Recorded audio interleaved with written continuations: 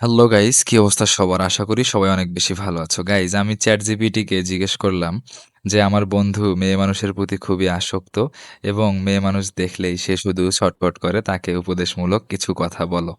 তো এইটা বলার পরে ChatGPT কি দিছে এটা দেখার জন্য আপনারা প্রস্তুত হয়ে নেন এবং সম্পূর্ণ ভিডিওটা দেখুন, তাহলে আপনাদের ভালো লাগবে।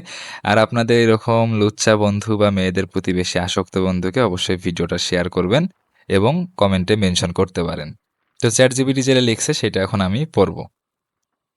বন্ধু, অনেকটা সময় তো পার হলো। আজ কিছু কথা তোকে বলবো, যেগুলো হয়তো সচরাচর কেউ বলবে না। আমরা যখন এই বয়সে থাকি, তখন আমাদের চারপাশে আবেগ আর আকর্ষণের এক মায়াজাল তৈরি হয়। মনে হয় কোনো একটি মানুষের সাথে একটু কথা বলা, তার একটু সান্নিধ্য বা একটু মনোযোগ পাওয়াই জীবনের একমাত্র লক্ষ্য। কিন্তু একটু গভীরে গিয়ে ভেবেছিস কি, এই আসক্তি আসলে তোকে কোথায় নিয়ে যাচ্ছে? মানুষের প্রতি আকর্ষণ থাকা স্বাভাবিক, কিন্তু সেটা যখন আসক্তিতে রূপ নেয়, তখন তা নেশার চেয়েও ভয়াবহ হয়ে দাঁড়ায়। তুই খেয়াল করে দেখ, এই পেছনে দৌড়াতে গিয়ে তুই তোর নিজের সবচেয়ে মূল্যবান সম্পদটি হারিয়ে ফেলছিস। সেটা হলো তোর সময় এবং তোর আত্মসম্মান। নিজেকে একবার প্রশ্ন কর, যাকে পাওয়ার জন্য তুই তোর রাতের ঘুম হারাম করছিস বা তোর কেরিয়ারের চিন্তা বাদ দিচ্ছিস, ২-৩ বছর পর তার অবস্থান কোথায় হবে আর তোর অবস্থান কোথায়? বাস্তবতা বড়ই নিষ্ঠুর।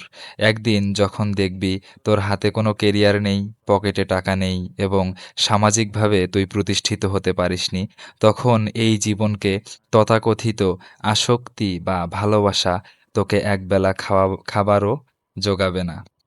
একজন পুরুষ হিসেবে তোর সবচেয়ে বড় পরিচয় হওয়া উচিত তোর ব্যক্তিত্ব এবং তোর সাফল্য।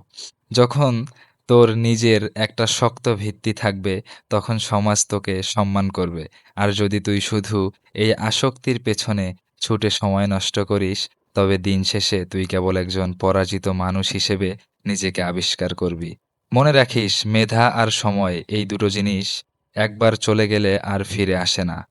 আত্মনির্ভরশীলতা, তুই যখন সফল হবি, তখন মানুষ এমনিতেই তোর সাথে কথা বলার জন্য মুখিয়ে থাকবে। তোকে কারো কাছে ছুটতে হবে না। পরিবার, তোর বাবা-মা তোর দিকে তাকিয়ে আছেন। তাদের স্বপ্নগুলো কি এই সাময়িক মোহের চেয়েও ছোট? বন্ধু, আয়নার সামনে দাঁড়িয়ে নিজের চোখের দিকে তাকিয়ে একবার জিজ্ঞাস কর, তুই কি সত্যি এই দুর্বল মানুষটি হতে চেয়েছিলি? আজই সময় নিজেকে বদলে ফেলার। নিজের কাজের মনোযোগ দে, নতুন কিছু শেখ, শরীর চর্চা কর এবং নিজের কেরিয়ারকে এমন জায়গায় নিয়ে যা, যাতে তুই গর্ব করে বলতে পারিস, আমি জীবনের কঠিন সময়ে নিজেকে সামলে নিয়েছি।